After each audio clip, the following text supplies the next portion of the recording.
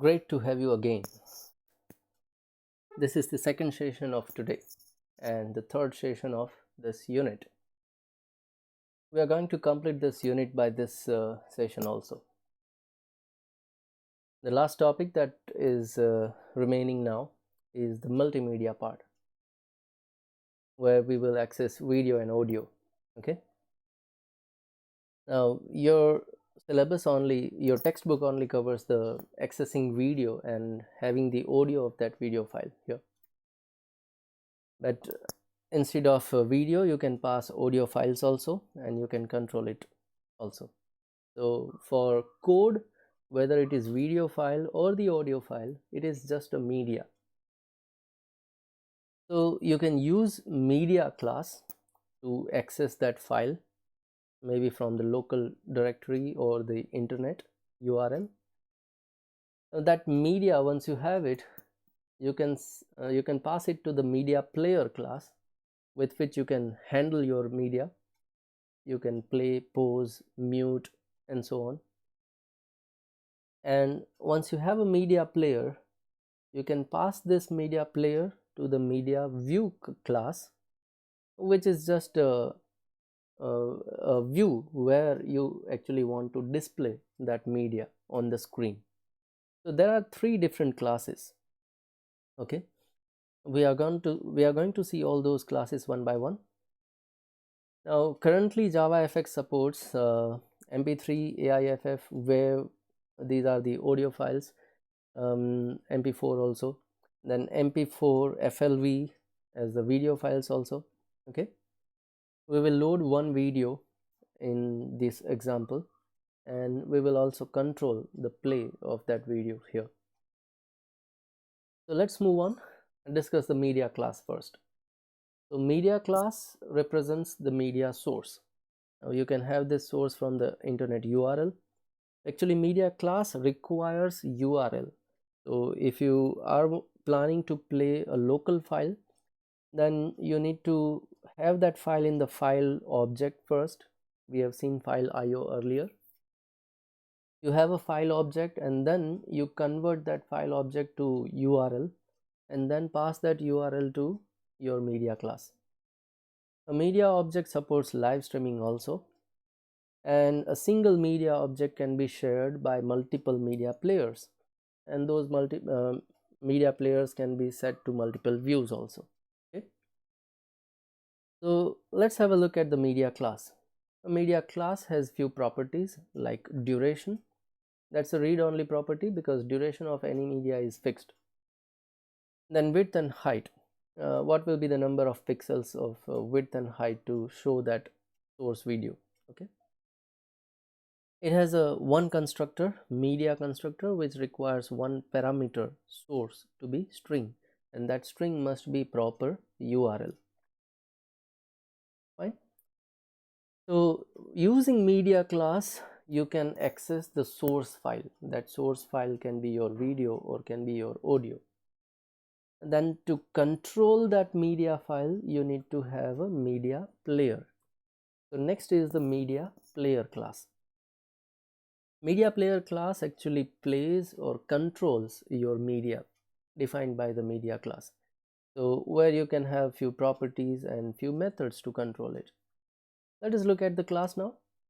So media player class has one property, autoplay. So that simply defines whether you want to start playing that video or audio automatically or not. It's a Boolean property.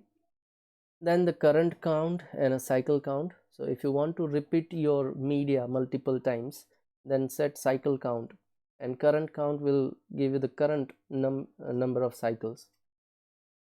Then there is a mute property. If you want to mute audio of that media object.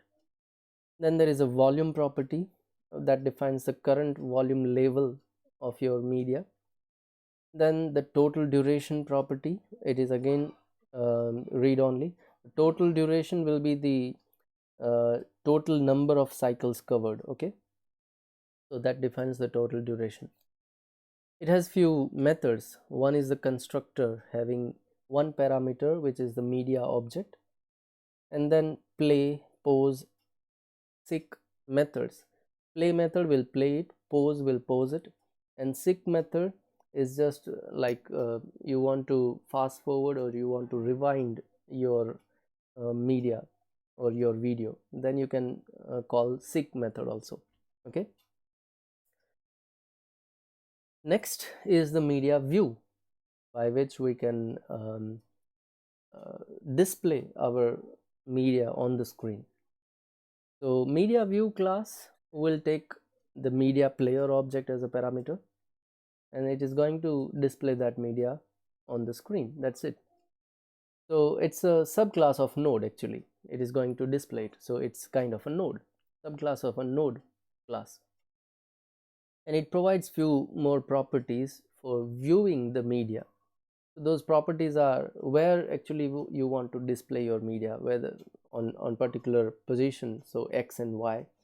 What should be the width and height, so fit width and fit height property. And it has a media player as a property, so that we pass in the constructor. So media view class has two constructors.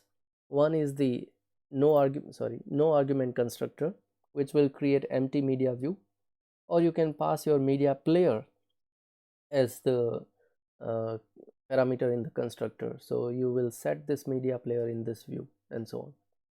So these are three classes. Okay, so let us have a look at the demo class, which will load one video and play it on the screen, and we will also create few buttons and sliders to control its playback and volume and so on. So we will create few buttons and we set the action event of those buttons, which will actually handle your media using media player class. Okay, so this is the example code. Now I have already one video in my drive, local drive, which is the Marwadi University video. Okay, Discover You. There's a tough road ahead of you, stirring new beginnings. Just to have a glance at the video.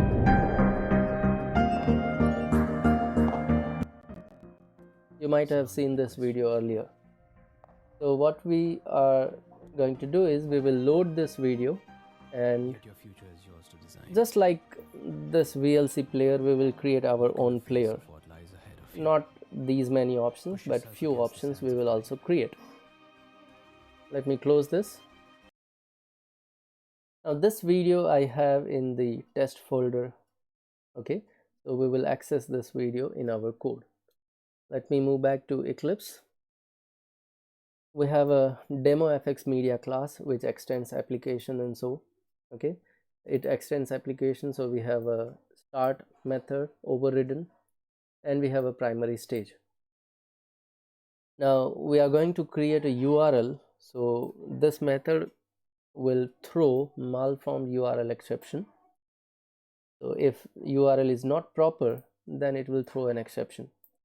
This comes from the exception handling unit. Okay, now let us create a proper structure of our window. So I'm going to create a border pen where in the center part I will have video, and on the bottom part I'm going to have a few buttons to control it. So in my border pen we will add our video. So to have that video, let us access the video file, which is mp4 in the test folder. So it's a local drive and a file, so we will access that file using file class. Now once we have it, we are going to convert it to URI, and that URI we will convert it to string. So we have actually URL. Now this URL we will pass in a media class. Okay, media class will handle the source video. That's it. So we have a media. Once we have a media, we pass that media to the media player. So let us create a media player object, and we pass that media here. So we have a media player. Once we have a media player, we can set multiple properties for media player, and we can call play, pause, seek methods also. using this media player. Right now I'm going to set autoplay property to true. So when I run this code, it will fetch this video and it will start playing this video automatically. So that's our media player right now. We have a media player, but we haven't displayed it on the screen, and to display it we require media view object. So we create a media view object, we pass our media player there. Okay, so we have a media view. Now this is a view, kind of a node, so we can add this node in our pen.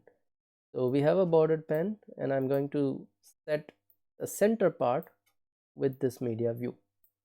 That's it for now. We have a pen, so we add this pen in a scene will be added to stage, and stage will be shown on the screen. All those common code is written on the end part of my code. Okay, so that will be displayed. Let us save this code and let me run this file, so we can load our video, and that video will automatically start playing. There's a tough road ahead of you, stirring new beginnings.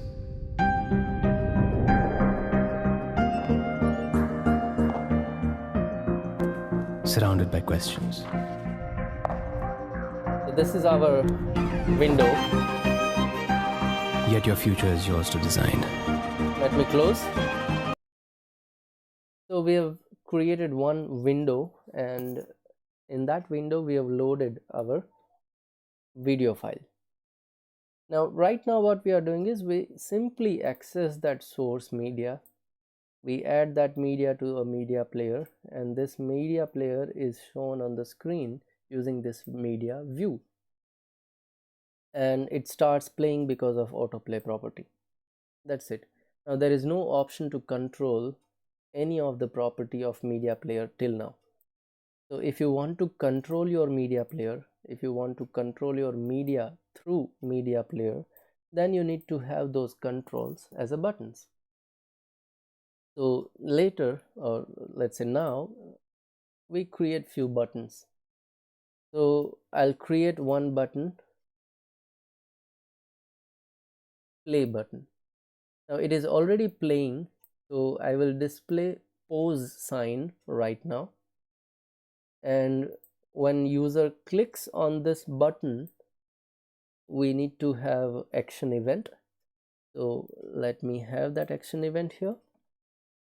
We set on action here, and we check what is the current text of our button.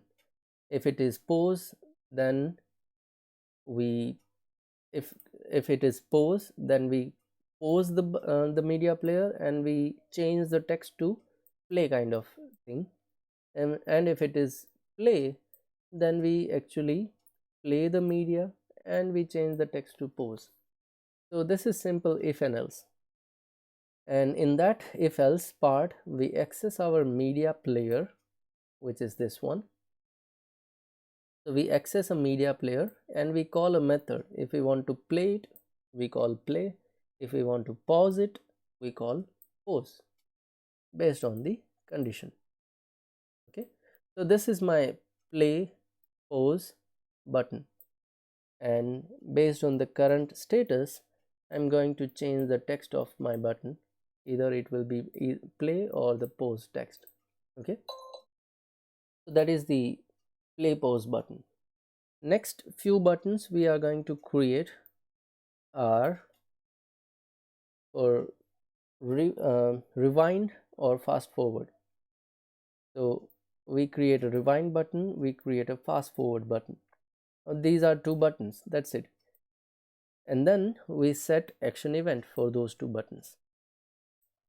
Now remember, when you rewind or when you fast forward to your current media player, which is having a ongoing media, running media, using seek method you can fast forward or you can rewind.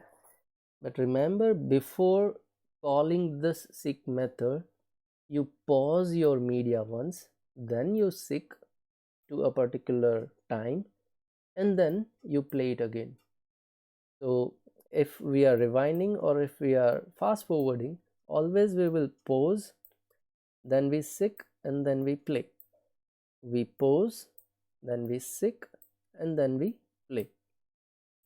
Now seek method requires one parameter, and that parameter is on what time you want to jump. That's it. So whatever time you give there, duration, your media will jump to that position. So we pass that duration, that is actually the duration object. Okay, so when I say rewind or fast forward, actually I want to rewind or fast forward with 5 seconds.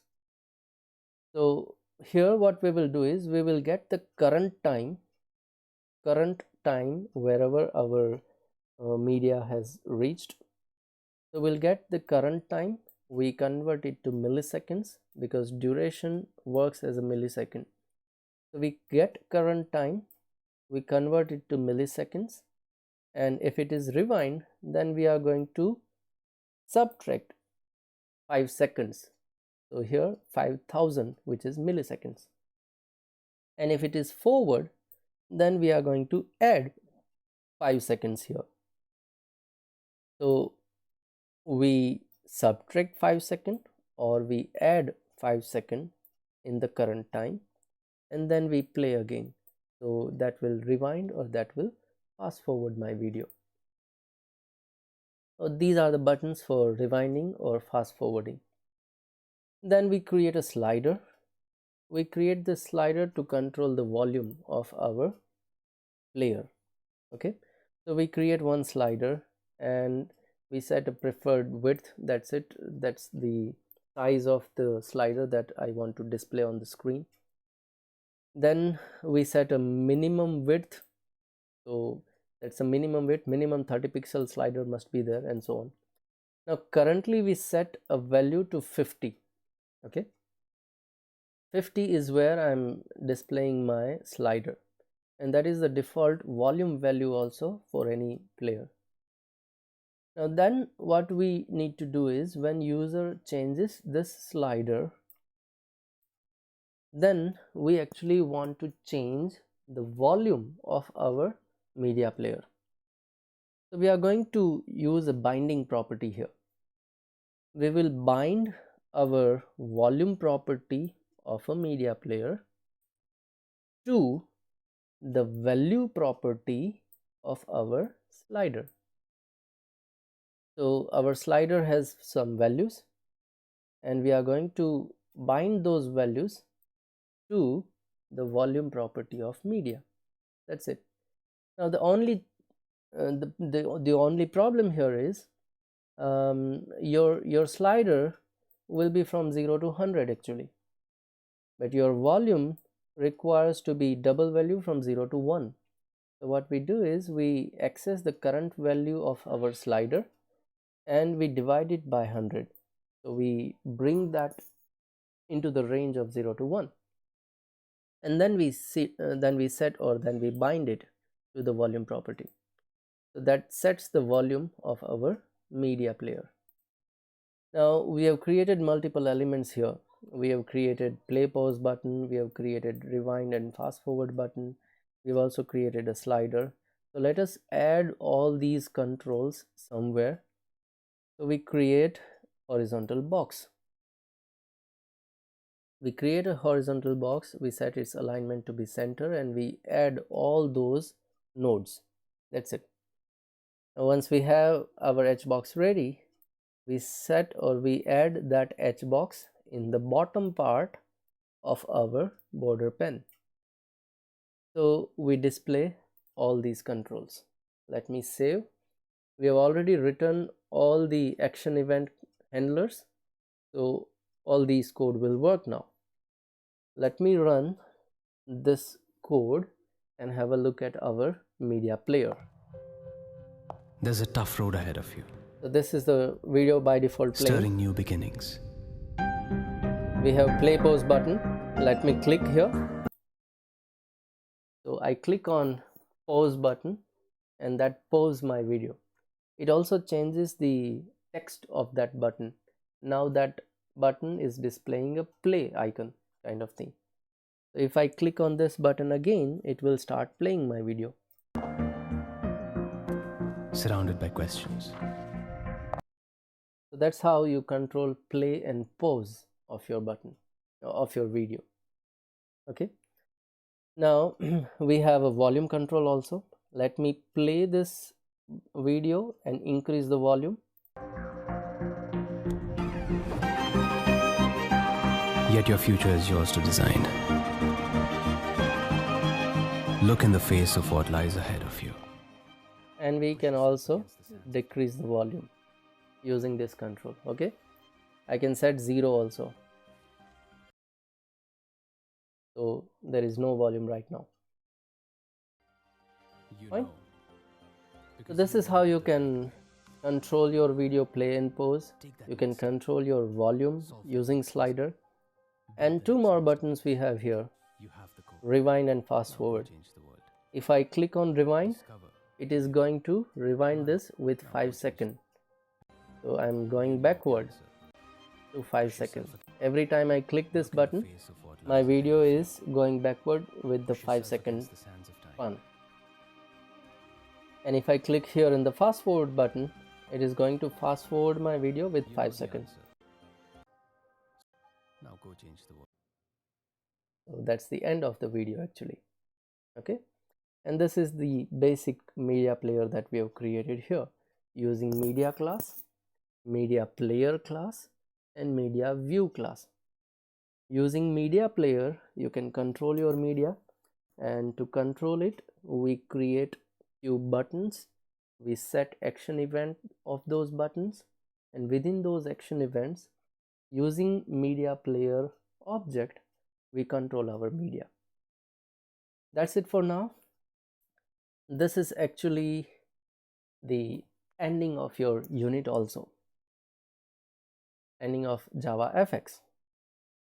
Thank you for joining.